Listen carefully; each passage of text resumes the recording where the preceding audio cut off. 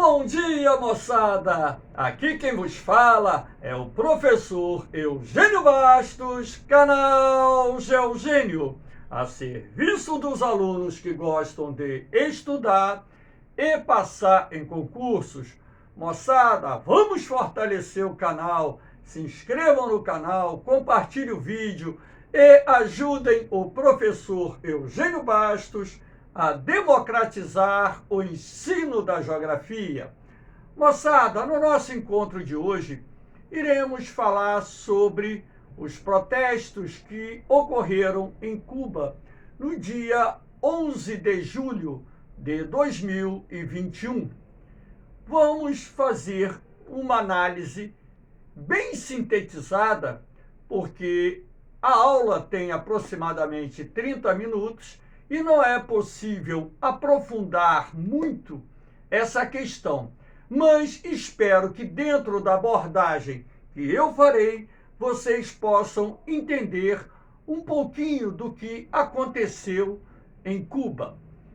Antes disso, vamos falar o porquê desses protestos e também vamos fazer uma menção a esse processo revolucionário que transformou Cuba num país socialista.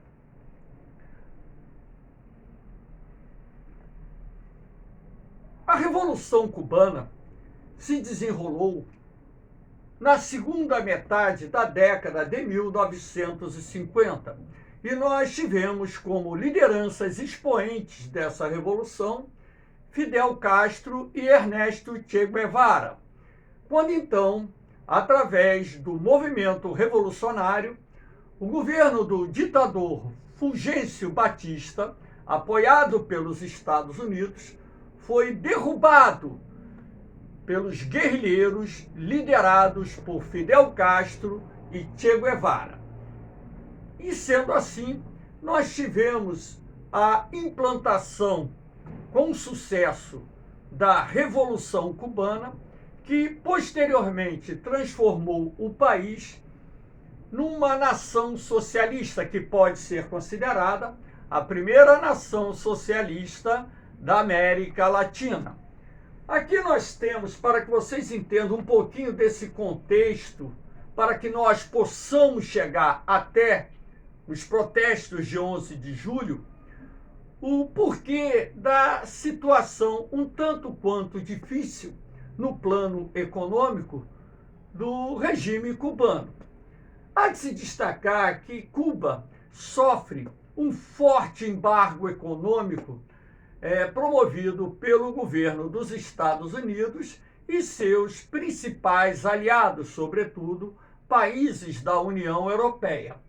Esse embargo econômico, na verdade, ele tem início mesmo antes da Revolução Cubana ter conseguido obter êxito.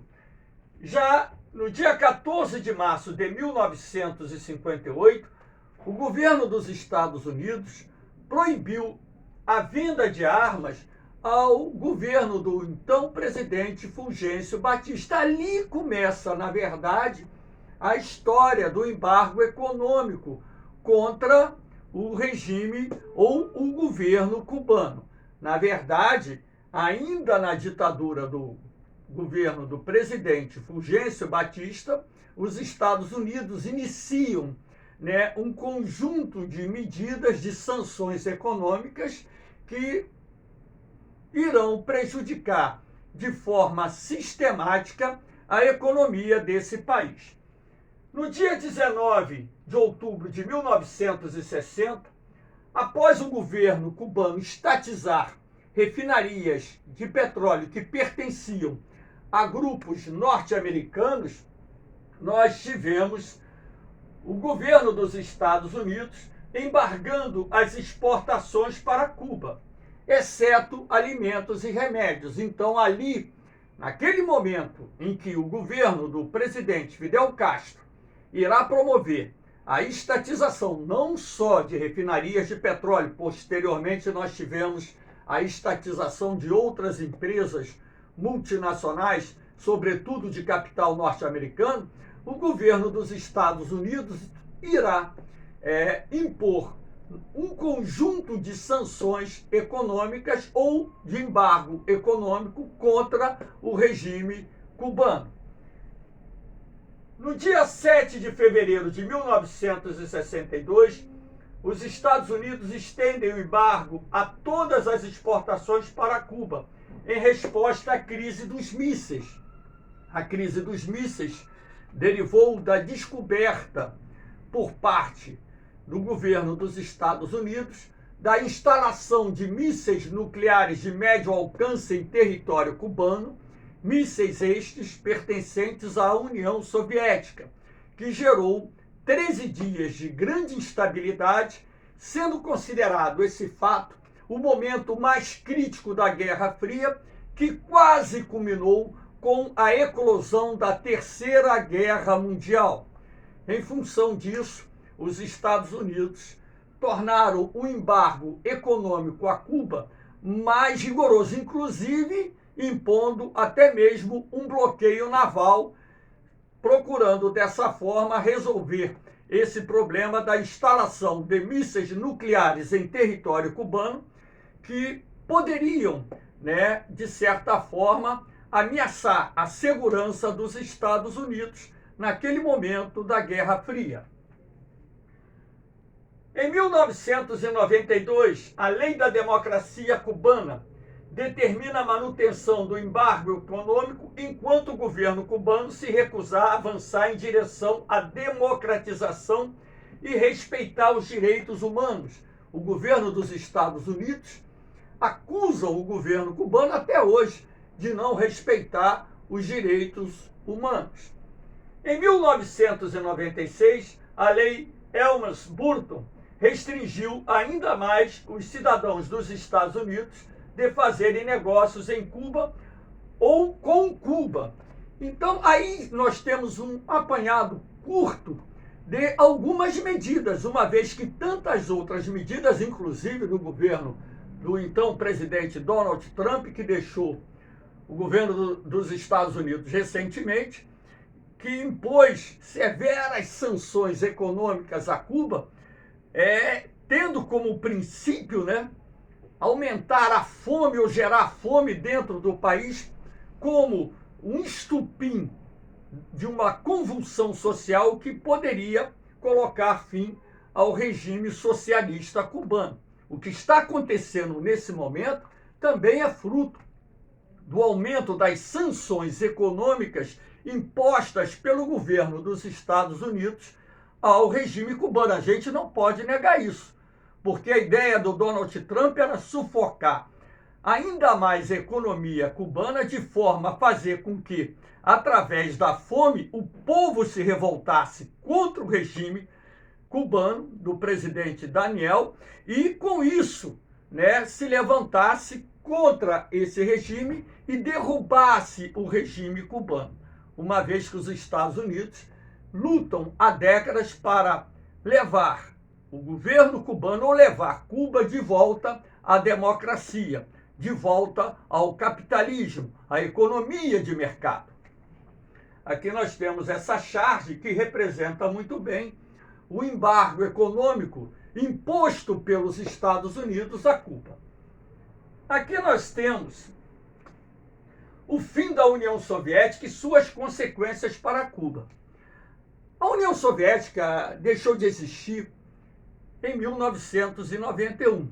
Então, dessa forma, como a União Soviética era a mais importante parceira comercial ou parceiro comercial de Cuba, o fim da União Soviética acabou gerando um duro golpe para a economia cubana, até mesmo porque a União Soviética exportava produtos a preços subsidiados para Cuba e a maior parte das exportações cubanas se destinava ao mercado soviético. O colapso da União Soviética vai gerar uma crise econômica em Cuba, incluindo dessa forma o aumento das dificuldades para o país passar por esse período em que perdeu o suporte ou o apoio da União Soviética, porque essa grande nação deixou de existir. Mesmo a Rússia, a principal república que fazia parte da União Soviética, procurando ainda manter laços comerciais com Cuba, logicamente que aquela ajuda soviética ao regime do então presidente Fidel Castro diminuiu substancialmente, levando o país a uma grave crise econômica, inclusive no setor energético, uma vez que a maior parte do petróleo que abastecia o mercado cubano provinha da União Soviética. Então, aqui nós temos, o fim da União Soviética foi um duro golpe para Cuba, uma vez que a União Soviética é maior parceiro comercial de Cuba e vendia petróleo, máquinas, equipamentos, alimentos a preços subsidiados, sendo ainda o principal importador de produtos cubanos. Com o fim da União Soviética, a economia cubana entra em crise, ou seja, sofre um revés muito grande, e isso acabou culminando em 1994 com um protesto que ficou conhecido como Maleconaço. O Malecon, como é conhecido, é um calçadão que existe na cidade de Havana com cerca de 8 quilômetros de extensão. Na verdade, um muro que foi construído para conter o avanço do mar, sobretudo em épocas de passagens de furacão.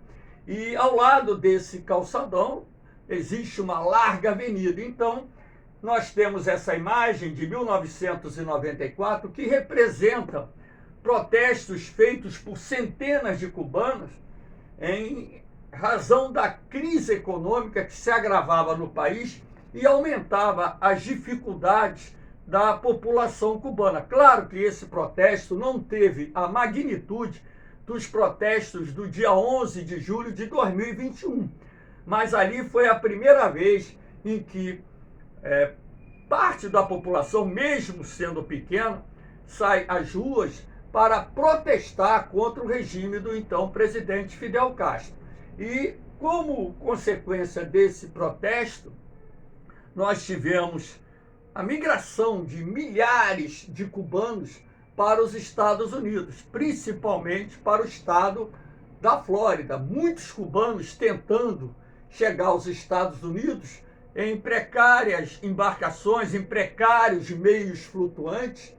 E hoje a região da Flórida, não só em função desse êxodo de cubanos, calcula-se que mais de 100, 200 mil cubanos tenham conseguido entrar nos Estados Unidos nesse período pós-1994.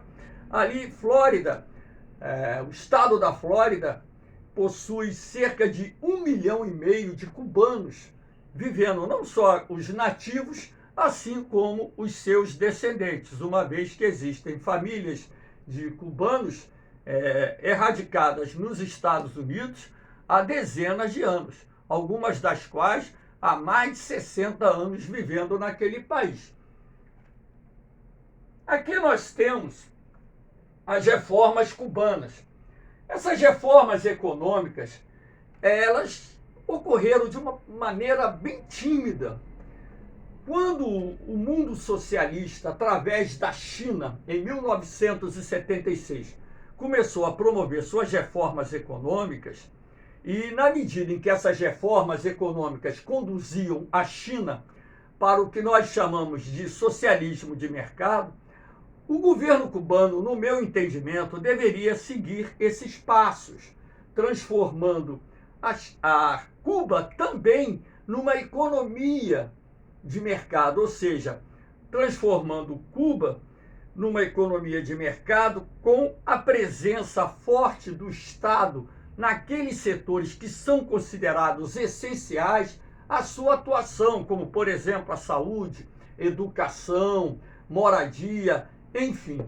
Mas o que aconteceu, mesmo com as reformas avançando na China e mostrando que o caminho era esse, mesmo com o colapso do socialismo na Europa Oriental, o regime do então presidente Fidel Castro demorou muito a iniciar as reformas. E quando estas foram iniciadas, ocorreram de maneira bem tímida, quando, na verdade, eles deveriam procurar seguir os exemplos dos chineses que conseguiram, com êxito, transformar a China numa grande potência. Se o regime cubano tivesse implementado reformas dentro de um planejamento mais acelerado, consequentemente, eu considero que Cuba seria hoje um tigre latino-americano, ou seja, um país que iria se destacar na América Latina e talvez,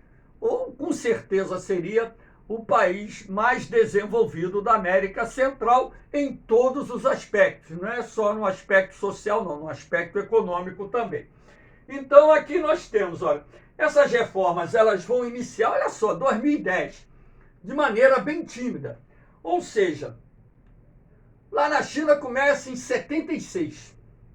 As reformas cubanas começam a ganhar força mais de 30 anos depois das reformas promovidas pelo governo chinês.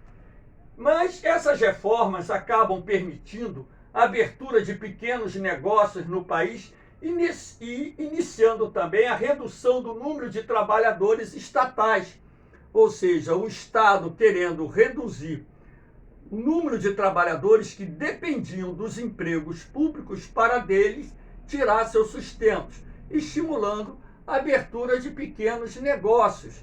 Quer dizer, foi uma iniciativa um tanto quanto muito tímida de abertura econômica.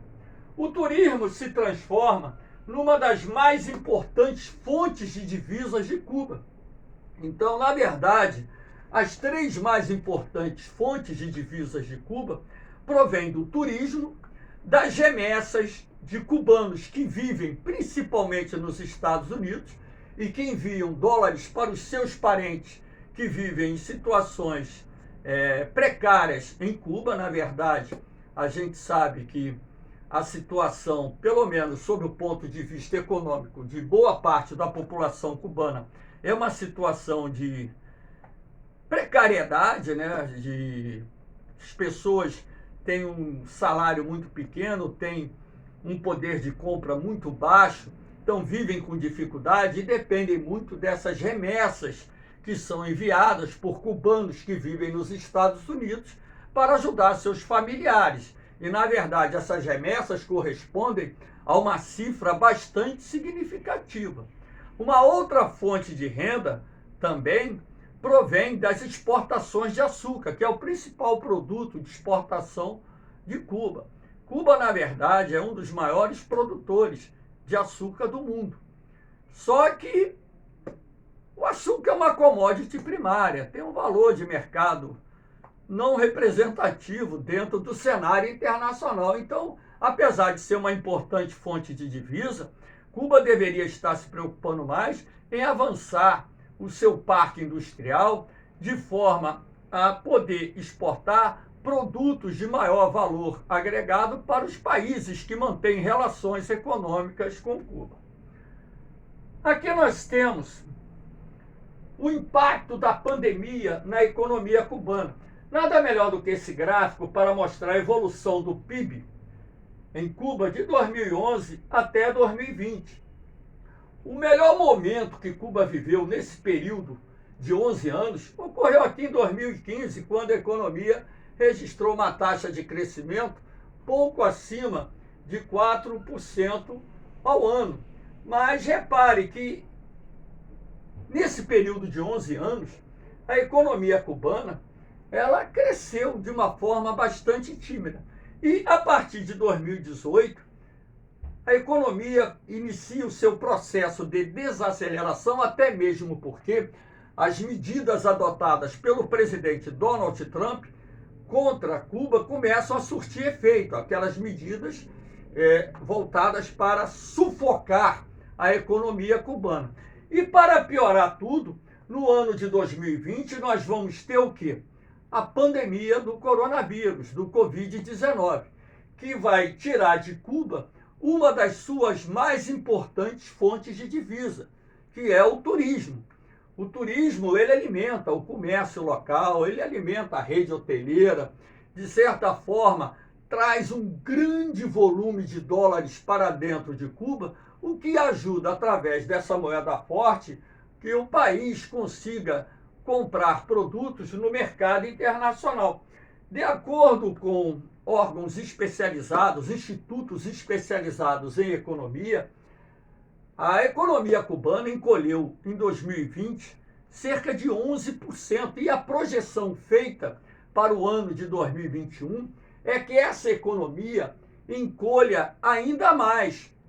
Sendo assim, as dificuldades socioeconômicas dentro do país acabaram aumentando de forma substancial, onde hoje, inclusive, existe a escassez de determinados alimentos básicos, escassez de medicamentos, que vem gerando um crescimento do descontentamento das novas gerações em relação ao regime cubano. Então, o agravamento dessa crise econômica em Cuba é reflexo da pandemia, que não só restringiu, né, a entrada de turismos dentro de Cuba, assim como nós estamos enfrentando agora recentemente um crescimento exponencial do número de casos de pessoas contaminadas em Cuba, e com isso, né, os hospitais das cidades cubanas, apesar de Cuba ter um bom serviço de saúde pública, estão lotados, e o número de infectados tem aumentado muito rapidamente. Apesar de todos os esforços, é bom que se diga que o governo cubano tem feito para tentar conter a pandemia. Inclusive, Cuba já desenvolveu algumas vacinas, sendo a mais importante a Soberana 1, 2, 3, 4. Agora já desenvolveram uma outra vacina, mas o processo de imunização da população cubana está muito aquém daquilo que é preciso para conter o avanço das variantes do coronavírus no território, no país. E dessa forma, os problemas socioeconômicos têm se agravado, porque até medicamento básico está faltando, medicamentos estão faltando nas farmácias, nos hospitais. Cubanos têm denunciado que o número de mortes anunciadas pelo governo resultantes do Covid-19 tem sido muito abaixo da realidade, enfim. Então, tudo isso tem alimentado, né, um crescente descontentamento frente ao regime cubano, frente ao governo cubano. Aqui nós temos o estupim dos protestos em Cuba, foi justamente essa questão do agravamento do quadro econômico dentro do país, que tem gerado descontentamento principalmente nas gerações mais novas. Inclusive, Cuba hoje tem aquele processo, né, que a gente diz que é a divisão de gerações, né? Os mais velhos apoiando o regime cubano em relação até às conquistas, né, que o país teve no passado, na educação, na saúde, na cultura, né? O fim daquela forte interferência norte-americana. Cuba, antes da Revolução, tinha mais de 70% da sua população analfabeta, muita gente vivendo numa miséria absoluta, mesmo que a situação hoje não venha a ser boa para a maior parte da população cubana, a gente sabe, mas frente àquilo que existia na década de 1950, os mais velhos afirmam que Cuba, mesmo com todo esse problema, vive numa situação melhor. O país conseguiu reduzir o analfabetismo a padrões de nações desenvolvidas. O sistema de saúde cubano é considerado um dos melhores do mundo. Agora, a crise econômica, ela se agravando, ela está gerando um crescimento do descontentamento junto às populações mais novas de Cuba, que querem mudanças, querem reformas, lutam pela democracia, querem o direito de liberdade, apesar da nova Constituição cubana garantir esse direito de liberdade de expressão. O que nós vimos nos protestos de 11 de julho, que foram realizados em dezenas de cidades, mais de 40 cidades cubanas tiveram protestos contra o governo, e a base desse protesto é o quê? Liberdade. É a luta pela democracia, é a luta pela liberdade de expressão, né? E os mais jovens querem. Então, na verdade, eu tenho dito isso para os meus alunos em sala de aula, e não é de hoje. E, inclusive, anos atrás, há mais de 15 anos atrás, eu enviei um e-mail para o governo cubano, não obtive nem resposta, dizendo que eles estavam demorando muito a processar reformas econômicas e estruturais e perdendo a oportunidade de induzir, né, Cuba a se transformar num tigre latino-americano. Então nós tivemos aqui, o estopim dos protestos em Cuba foi o agravamento da crise econômica, causada pelos graves efeitos da pandemia do coronavírus, que reduziu drasticamente o turismo para o país, somada à recessão, que agravaram o quadro social e econômico, gerando escassez de produtos básicos como alimentos, medicamentos e até mesmo material de higiene e limpeza. Só que o regime cubano ele agiu com muito rigor e conseguiu, com isso, conter, né, esse processo revolucionário, esse processo contra-revolucionário, podemos dizer assim, das manifestações que tomaram conta das ruas cubanas.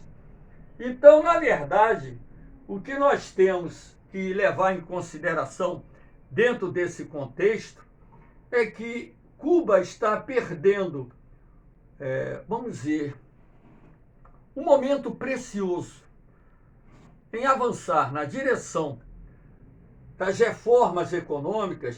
O ideal é que também o país promovesse as reformas políticas, caminhasse na direção da democracia. A revolução teve o seu papel na organização do país, a gente sabe disso, mas é preciso que o governo do presidente Daniel Dias enxergue que é necessário acelerar essas reformas econômicas e, dependendo até mesmo, reformas políticas que possam, primeiro, minimizar os impactos resultantes do bloqueio, do embargo econômico exercido pelo governo norte-americano e seus aliados contra o regime cubano. A partir do momento que Cuba se dirigir, né, em direção a um sistema de economia de mercado, a partir do momento em que o país começar a dar maior liberdade ou caminhar na direção da democracia, com certeza a situação vai melhorar. Primeiro porque Cuba tem uma mão de obra com nível de qualificação profissional sem igual na América Central. Até mesmo porque o nível técnico e superior a nível de percentual de população é muito alto dentro de Cuba. Então, a partir do momento que eles criarem as condições para o retorno do sistema democrático, que é o sistema ideal, e também conduzir o país para o sistema de economia de mercado, com o Estado exercendo um controle para evitar a especulação financeira, Cuba dará um salto em poucos anos e se transformará num tigre latino-americano. Então, esses protestos que ocorreram em Cuba, eles acabaram sendo controlados pelo governo, que inclusive bloqueou o acesso à internet. Nós temos que destacar o papel das redes sociais dentro do contexto, né, desses protestos, porque a partir do momento em que, em 2018, o regime cubano permite a instalação da internet e as pessoas passam a ter acesso às redes sociais, o YouTube, o Facebook e etc., então, através das redes sociais, os contra-revolucionários, sobretudo, que vivem nos Estados Unidos, apoiados por programas desenvolvidos pelo governo norte-americano para desestabilizar o regime cubano, então isso vai se criando, né, um movimento contra-revolucionário crescente dentro de Cuba, que vai gerar essa crise, essa onda de protestos. E o estupim, logicamente, dessa onda de protestos foi o agravamento da situação socioeconômica dentro do país, sobretudo não só em função do embargo econômico norte-americano, das novas medidas que o ex-presidente Donald Trump tomou para sufocar ainda mais a economia cubana, assim como, logicamente, os efeitos maléficos da pandemia do coronavírus que afetou vários países do mundo. Espero que vocês tenham gostado dessa análise e, consequentemente, compartilhem o vídeo. Enfim, continuem ajudando o professor Eugênio Bastos a democratizar o ensino da geografia. Valeu, moçada! Um forte abraço para vocês. Um beijão no coração. Eu vou, mas eu volto, hein? Fui!